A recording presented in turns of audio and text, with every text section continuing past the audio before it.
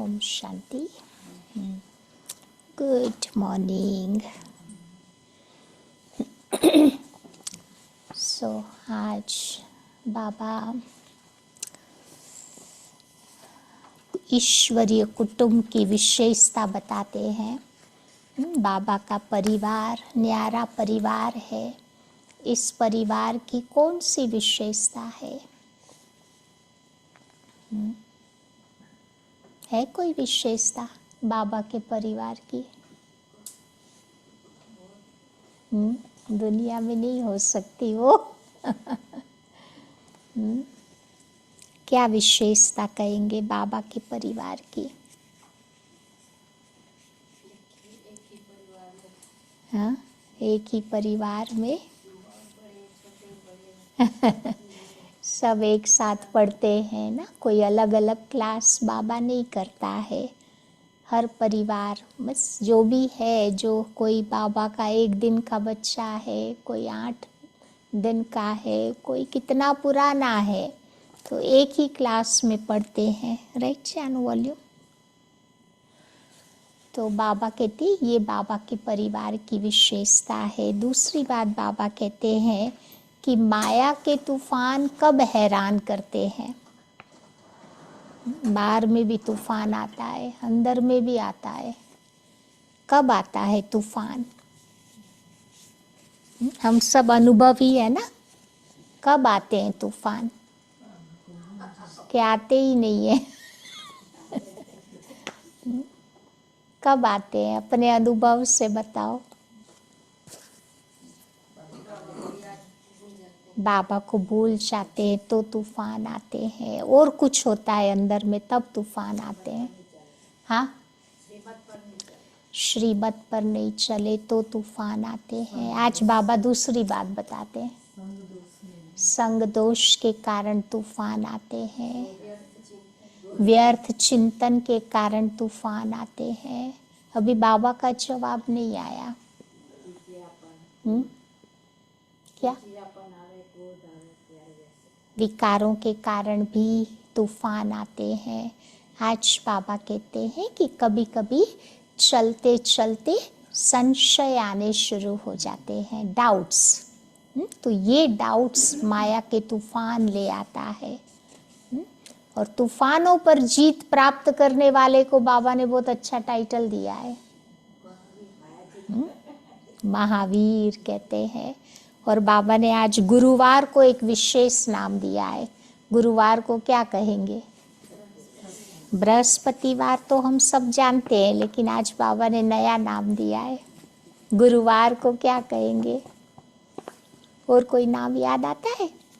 बृहस्पतिवार बाबा कहते हैं, गुरुवार कहते हैं, और एक नया नाम दिया है सदगुरुवार। सही, मतलब हाँ। और कुछ क्या कहेंगे गुरुवार को? तो आज बाबा ने बोला गुरुवार वृक्ष प्रतिवार है। बाबा मनुष्य सृष्टि रूपी झाड़ का बीज है ना, तो खैर उसका ही दिन है, लेकिन नाम बाबा ने दिया है वृक्ष प्रतिवार। तो आज बाबा की 5 तारीख की मुरली है। बाबा कहते मीठे बच्चे, बेहद के सुखों के लिए तुम्हें बेहद की नॉलेज मिलती है। तुम फिर से राजयोग की शिक्षा से राजाई ले रहे हो। आज का प्रश्न है, तुम्हारा ईश्वरीय कुटुंब किस बात में बिल्कुल ही निराला है?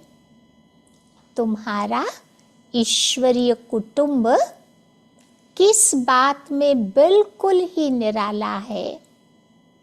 तो बाबा कहते हैं इस ईश्वरीय कुटुंब में कोई एक रोज का बच्चा है। कोर्स पूरा करके आते हैं ना क्लास में, तो कोई एक रोज का बच्चा है, कोई 8 दिन का, लेकिन सब पढ़ाई साथ साथ पढ़ते हैं ना, अलग क्लास नहीं होता नयों का पुरानों का। तो आत्मा ही पढ़ती है, ये निराली बात है। बाबा टीचर बनकर अपने बच्चों को पढ़ा रहे हैं। आत्मा कहती है बाबा बाबा। फिर बच्चों को बाबा 84 जन्मों की कहानी भी सुनाते हैं। आज की मुरली का गीत है, दूर देश का रहने वाला आया देश पर आए। ओम शांति। तो बाबा कहते हैं वृक्षपति डे को वृक्षपतिवार भी कहते हैं। ये त्योहार आदि वर्ष वर्ष मनाते हैं। तुम बच्चे भी हर हफ्ते बृहस्पति डे मनाते हो। हर गुरुवार को बाबा को भोग लगता है ना, रोज मीठा खाते हैं एटलीस्ट वंस अ वीक। नहीं, उस दुनिया में तो कहाँ खाते थे पहले, कई बार त्योहार आया वंस अ मंथ खाते थे। अब तो बाबा हर वीक खिलाते हैं। तो वृक्षपति अथवा इस मनुष्य सृष्टि रूपी झाड़ का जो बीज रूप है, चैतन्य है, वही इस झाड़ के आदि मध्य अंत को जानते हैं। और जो भी वृक्ष है वो तो सब जड़ है, ये चैतन्य वृक्ष है। इसीलिए इस चैतन्य वृक्ष को कहेंगे, क्या नाम बाबा ने दिया? कल्प वृक्ष। इनकी आयु है 5000 वर्ष। ये वृक्ष 4 भाग में है। हर चीज 4 भाग में होती है ना, ये दुनिया भी 4 भाग में है। अब इस पुरानी दुनिया का अंत है। तो देखो ये दुनिया कितनी बड़ी है। ये ज्ञान कोई भी मनुष्य मात्र की बुद्धि में है नहीं। ये है नई दुनिया के लिए नई शिक्षा। और फिर नई दुनिया का राजा बनने के लिए अथवा आदि सनातन देवी देवता बनने के लिए नई शिक्षा भी है। अब बाबा भाषा तो हिंदी में ही समझाते हैं। बाबा ने समझाया है जब दूसरी राजाई स्थापन होती है तो उनकी भाषा अलग हो जाती। समझो जो सतयुग की भाषा होगी ना, त्रेता में थोड़ी बदल जाएगी, क्योंकि नई राजाई है, दुनिया ही बदल जाती। गोल्डन एज से सिल्वर एज हो जाएगी ना, तो थोड़ी भाषा परिवर्तित हो जाएगी। अब सतयुग में क्या भाषा होगी, सो भी बच्चे थोड़ा थोड़ा जानते हैं। आगे बच्चियां ध्यान में जाकर के बतलाती थी, वहाँ पर कोई संस्कृत भाषा नहीं होती। संस्कृत वैसे भी आप देखो बोलने की भाषा नहीं है, वो पढ़ने की भाषा है। संस्कृत तो यहाँ पर है ना, जो यहाँ है वो फिर वहाँ पर नहीं हो सकती। तो बच्चे जानते हैं आज का दिन है, आज बाबा को वृक्षपति वो शब्द पसंद आ गया है ना, तो आज वृक्षपति डे है। उसको फादर रचता भी कहते हैं, वो इस झाड़ का रचता है, वो चैतन्य बीज रूप है और सब झाड़ जड़ होते। तो बच्चों को सृष्टि के आदि मध्य अंत को भी जानना चाहिए ना। इस समय नॉलेज न होने के कारण मनुष्यों को सुख नहीं है। तो ये है बेहद की नॉलेज जिससे बेहद का सुख होता। हद की नॉलेज से फिर काग विष्टा समान सुख मिलता, टेम्पररी सुख मिलता।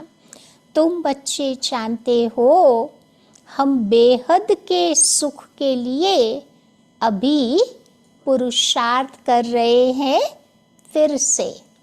तो शब्द फिर से मैंने लास्ट साइकिल में भी किया, अभी भी कर रहे हैं। तो ये फिर से अक्षर केवल तुम बच्चे ही सुनते हो। तुम ही फिर से मनुष्य से देवता बनने के लिए ये राजयोग की शिक्षा प्राप्त कर रहे हो। ये भी तुम बच्चे जानते हो कि ज्ञान का सागर बाप निराकार है। निराकारी तो बच्चे भी आत्माएं ही है, लेकिन उन सब को अपना अपना शरीर है। इनको अलौकिक जन्म कहा जाता, और कोई मनुष्य ऐसे जन्म कभी ले नहीं सकते जैसे ये लेते हैं। कौन लेता है? बाबा प्रवेश करते हैं। तो बाबा कहते इनकी जब वानप्रस्थ अवस्था होती तब बाबा प्रवेश करते हैं। फिर बाबा बच्चों को सन्मुख बैठ समझाते हैं, और कोई आत्माओं को कोई बच्चे बच्चे कह नहीं सकता। कोई भी धर्म वाला हो जानते हैं कि शिव बाबा हम आत्माओं का बाबा है, तो वो तो ज़रूर बच्चे बच्चे ही कहेंगे। बाकी कोई भी मनुष्य आत्मा को ईश्वर नहीं कह सकते, बाबा भी नहीं कह सकते। यूँ तो गांधी जी को भी कहते थे बापूजी, उसको भी बापूजी कहते थे। अब म्यूनिसिपैलिटी का जो मेयर होता उसको भी कहते हैं सिटी फादर, कहते ना। परंतु वो फादर सब है देहधारी। तुम बच्चे जानते हो हमारी आत्माओं का बाबा बैठ हमको पढ़ाते हैं। तो बाबा तुम बच्चों को घड़ी घड़ी कहते हैं कि बच्चे अपने को आत्मा समझो। तो बाबा खुद आकर के पढ़ाते हैं आत्माओं को। तो ये हो गया तुम्हारा ईश्वरीय कुटुंब, गॉडली फैमिली। तो बाप के इतने ढेर बच्चे हैं, तुम भी कहते हो कि बाबा हम आपके हैं, तो तुम बच्चे हो गए ना। कहते हैं कि बाबा हम भी तो आपका एक रोज का बच्चा हूँ ना। कोई कहता कि बाबा मैं 8 रोज का बच्चा हूँ, कोई मास का भी बच्चा है। तो पहले ज़रूर छोटा ही होगा ना, फिर 2-4 दिन का बच्चा ही है, परंतु उसके ऑर्गन्स तो बड़े हैं ना। दुनिया में तो कैसा होता है, 8 दिन का बच्चा, 2 दिन का बच्चा, ऑर्गन्स भी छोटे होते हैं। यहाँ तो बाबा कहते सबके ऑर्गन्स तो बड़े हैं। इसीलिए सब बड़े बच्चों को ही पढ़ाई चाहिए। जो भी आते हैं सबको बाबा बैठ पढ़ाते हैं।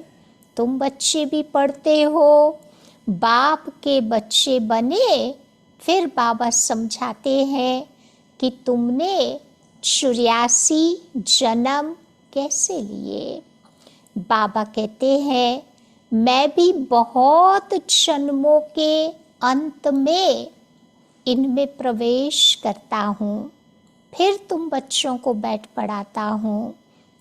तो बच्चे जानते हैं यहाँ हम बड़े ते बड़े टीचर के पास आए हैं, जिससे ही फिर ये टीचर्स निकलते हैं, जिनको कहा जाता है बड़े टीचर से छोटे टीचर्स निकलते हैं, उनको फिर कहा जाता है हम सब कौन है?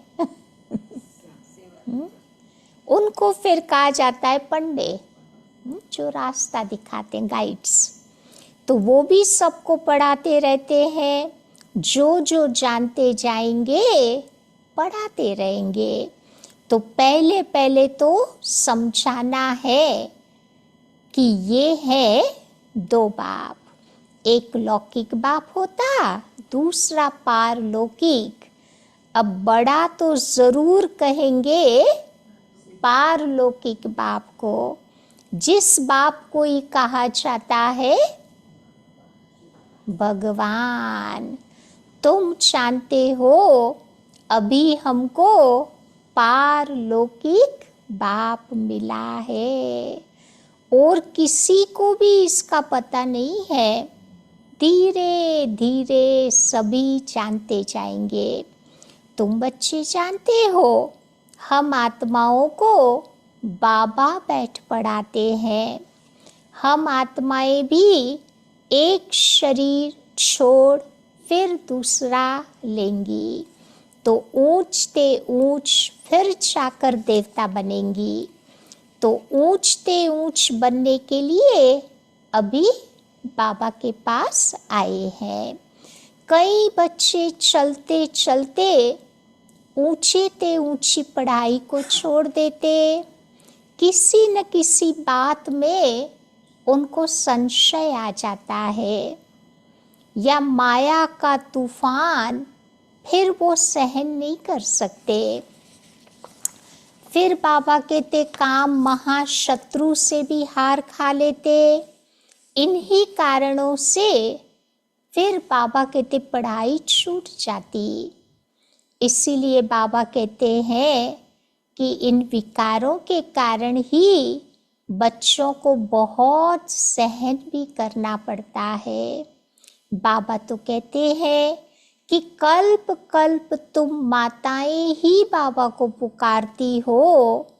बाबा कहते हैं कि बाबा की याद के सिवाय कोई रास्ता है ही नहीं।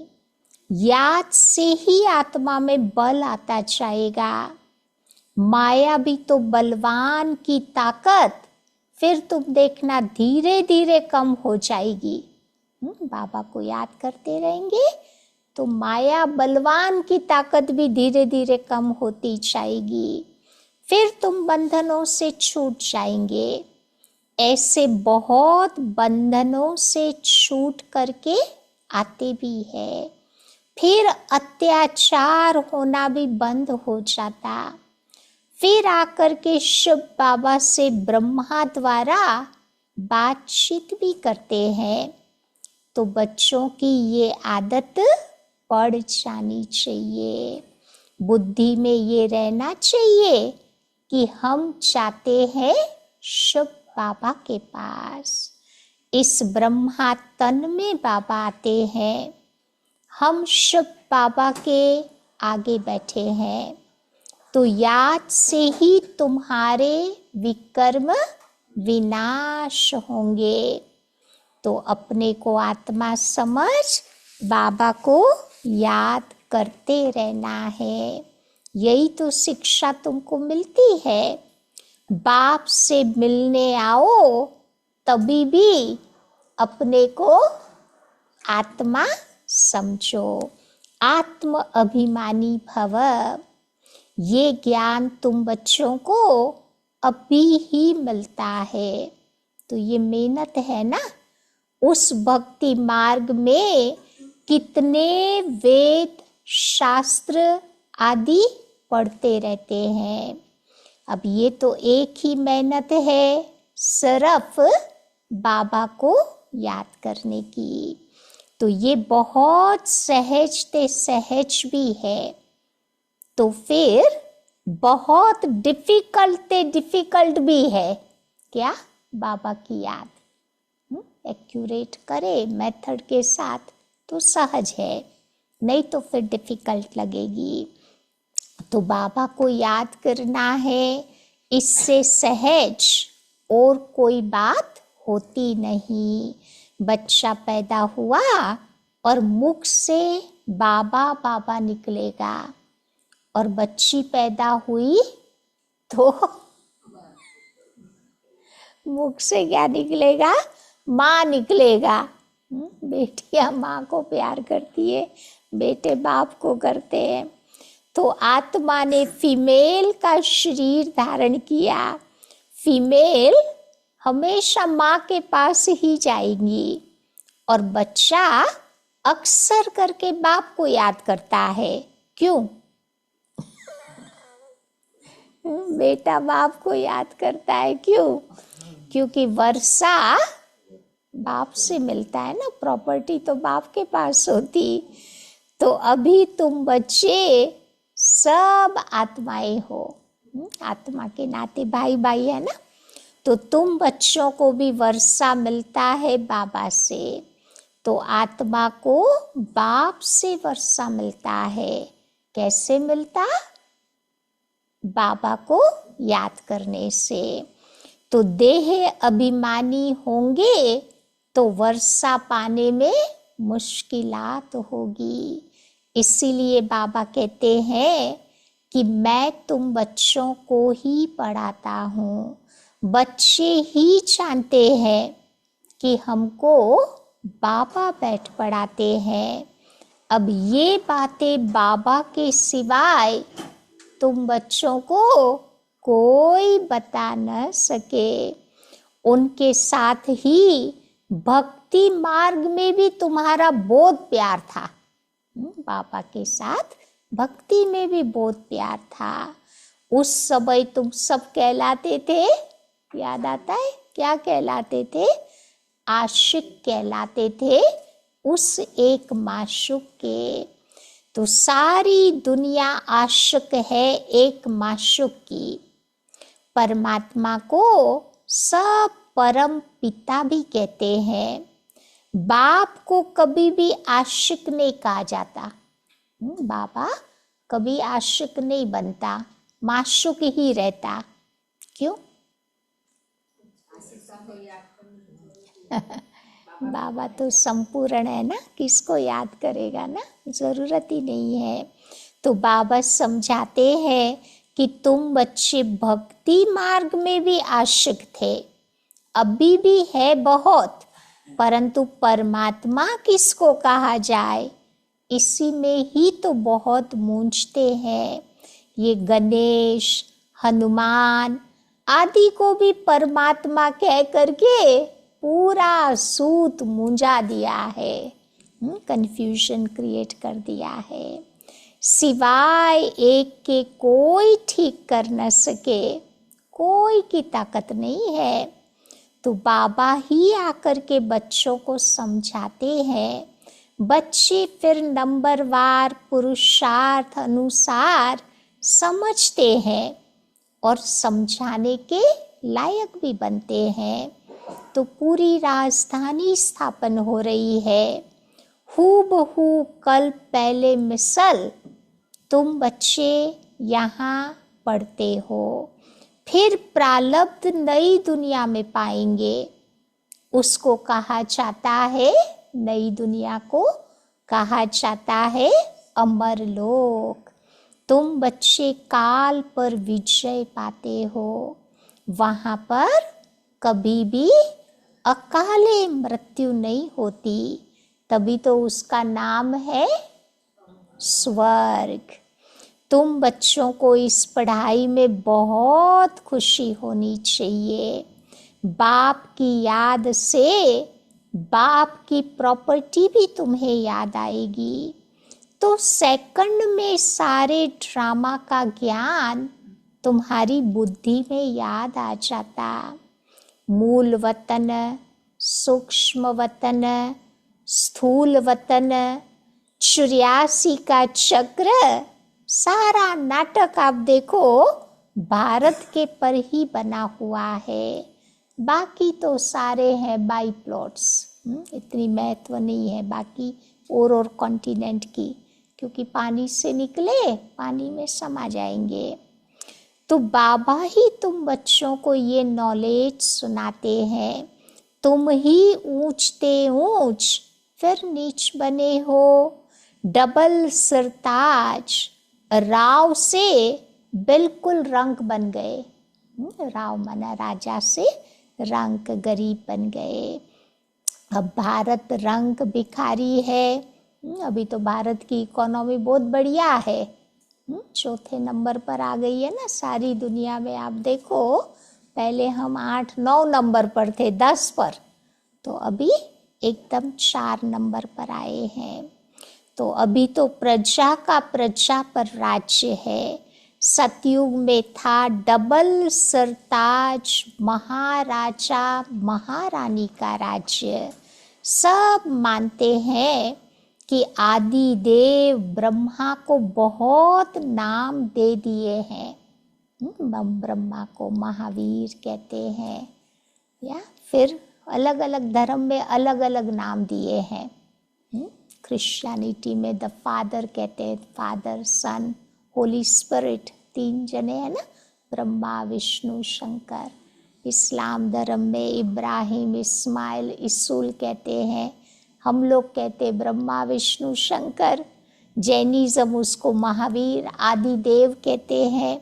तो हर धर्म में अलग अलग नाम दिए हैं। तो महावीर भी उनको कहते हैं।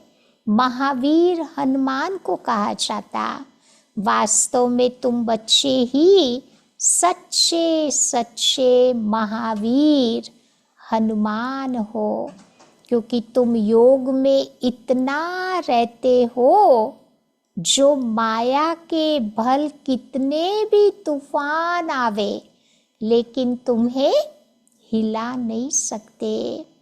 तुम महावीर के बच्चे अभी महावीर बने हो, क्योंकि तुम इस समय माया पर जीत पाते हो। 5 विकार रूपी रावण पर हर एक जीत पाते हैं।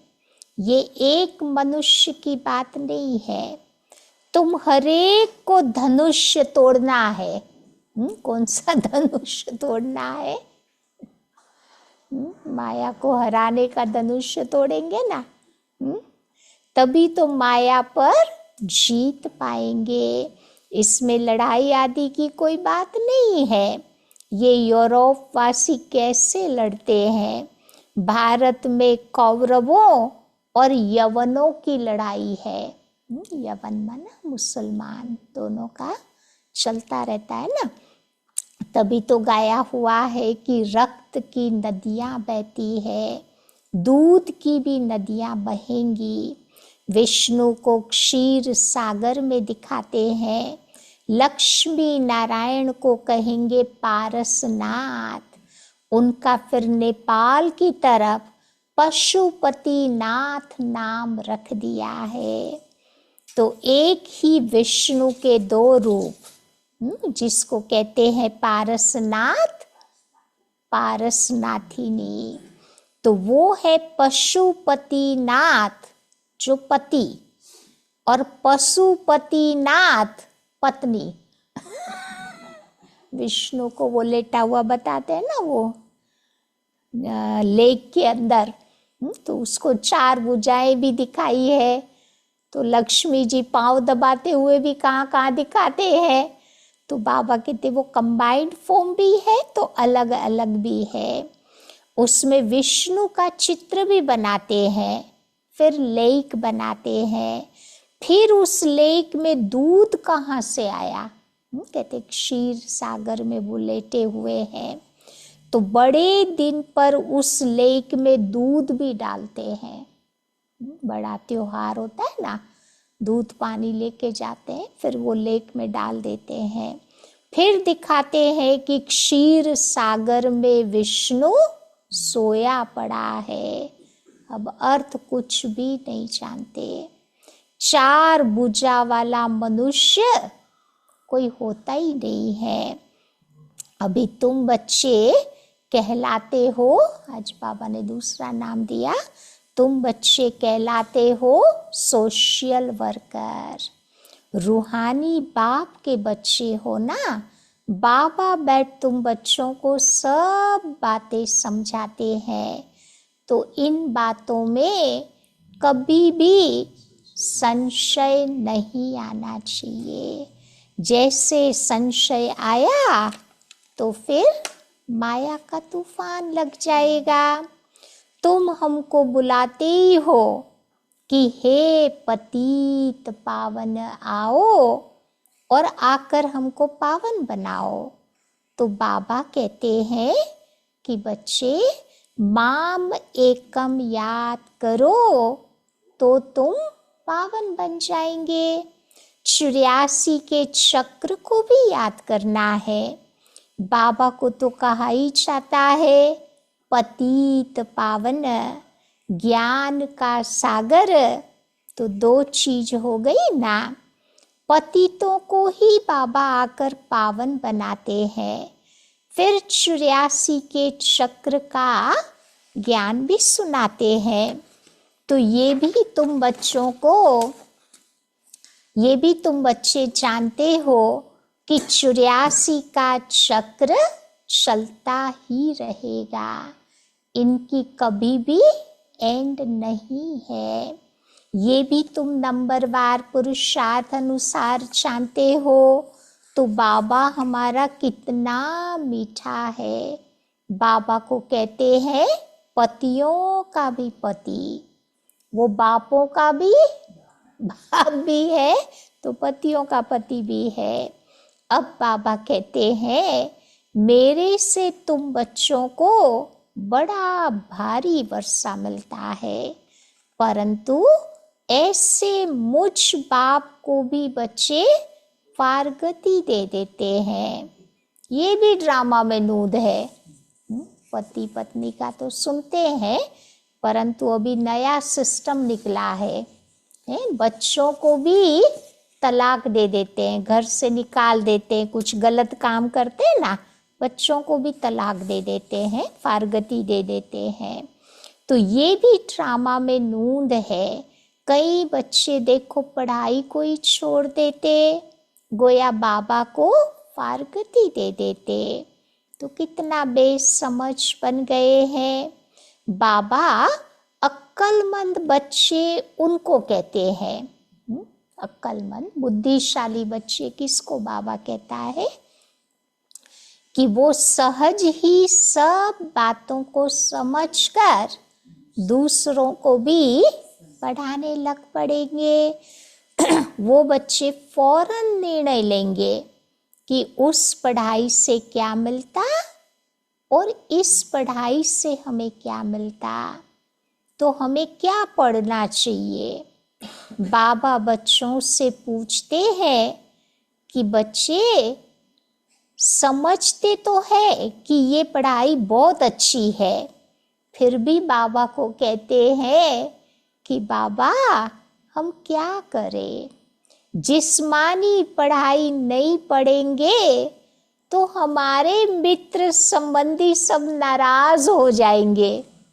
स्टूडेंट्स होते ना, उनको ज़्यादा तकलीफ होती है, न छोड़ भी सकते हैं न कभी फुली अटेंशन से पढ़ भी सकते हैं। तो फिर बाबा को कहते हैं अगर छोड़ दिया तो मित्र संबंधी घर वाले नाराज हो जाएंगे।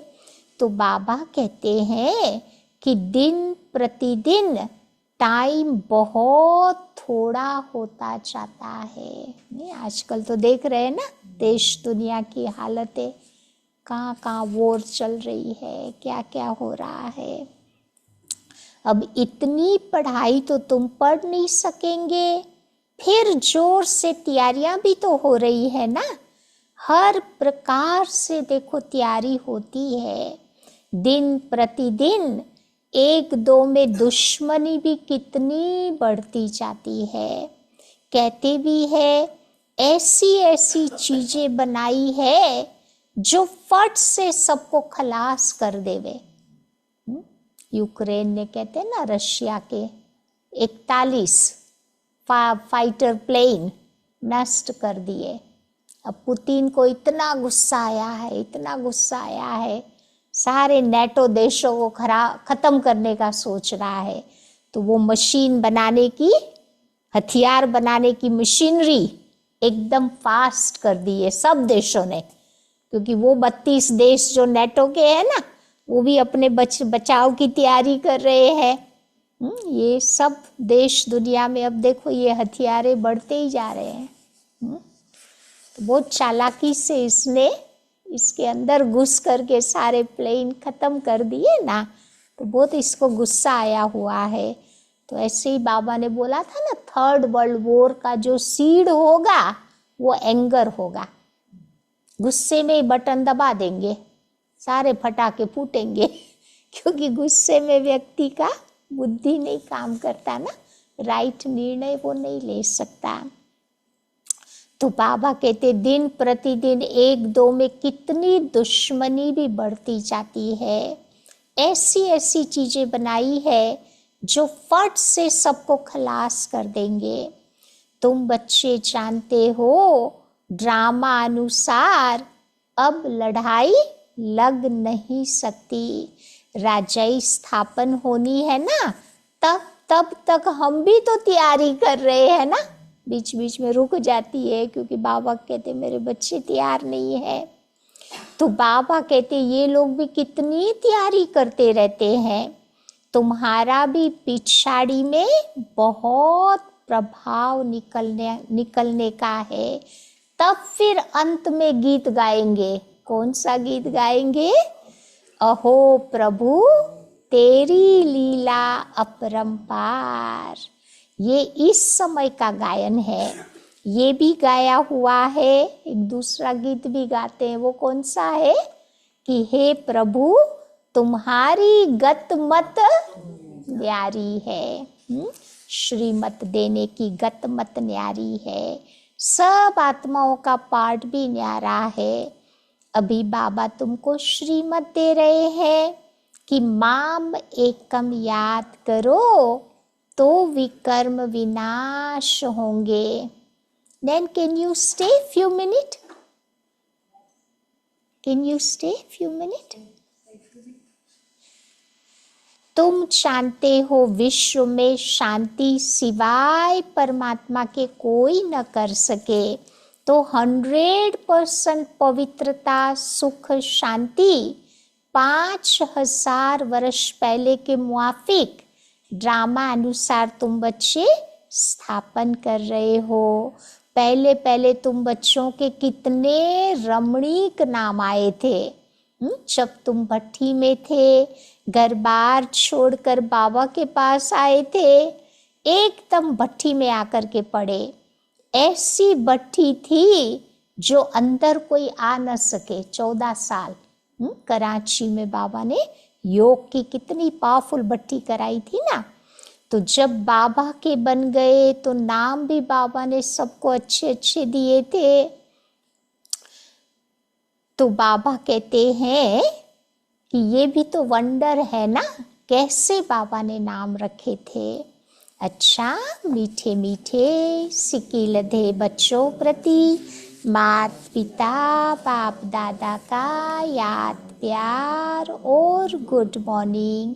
रूहानी बाप की रूहानी बच्चों को नमस्ते और रूहानी बच्चों की रूहानी बाप को याद प्यार और नमस्ते। धारणा पॉइंट है। पहली बात बाबा कहते किसी भी बात में बच्चों को संशय बुद्धि नहीं बनना है। माया के तूफानों को महावीर बनकर पार करना है।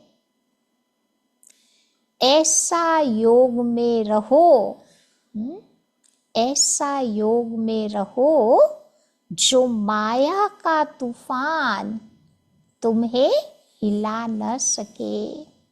दूसरी बात, अक्लमंद बनकर अपनी जीवन ईश्वरीय सेवा में लगानी है।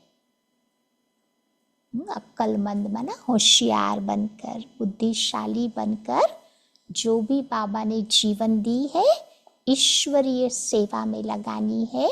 सच्चा सच्चा रूहानी सोशल वर्कर बनना है। रूहानी पढ़ाई पढ़नी भी है और पढ़ानी भी है। आज का वरदान है अहम और वहम को समाप्त कर रहम दिल बनने वाले विश्व कल्याणकारी भव। अहम अहंकार, वहम माना डाउट्स को समाप्त कर रहम दिल मर्सीफुल हार्ट रखना है, तब विश्व कल्याण का कार्य होगा। कैसी भी अवगुण वाली, कड़े संस्कार वाली, कम बुद्धि वाली, सदा ग्लानि करने वाली आत्मा हो, लेकिन जो रहम दिल विश्व कल्याणकारी बच्चे होते हैं, वे सर्व आत्माओं के प्रति लॉफुल और लवफुल होंगे। कभी भी इसी वहम में नहीं आएंगे। कौन सा वहम? कि ये तो कभी भी बदल नहीं सकते, ये तो है ही ऐसे, या ये कुछ भी नहीं कर सकते,